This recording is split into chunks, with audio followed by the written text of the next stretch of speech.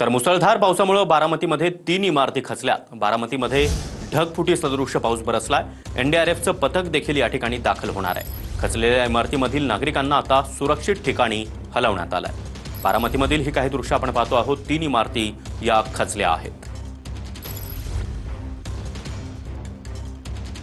तर बारामती, दौंड त्याचबरोबर इतरही भागामध्ये सकाळपासूनच जोरदार पाऊस बरसतोय।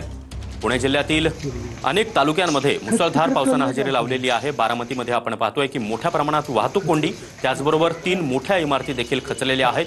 या इमारतीमधील नागरिकांना इतरत्र सुरक्षित ठिकाणी हलवण्यात आलं आहे। दरम्यान एनडीआरएफचं पथक देखील या ठिकाणी थोड्याच वेळात दाखल होणार आहे। सर्वच नागरिकांना सुरक्षित ठिकाणी हलवण्याचं काम सध्या केलं जात आहे। बारामती प्रशासन या ठिकाणी सज्ज आहे। कुणाच्याही जीवाला धोका निर्माण होऊ नये यासाठी संपूर्ण यंत्रणा आता कामाला लागली आहे।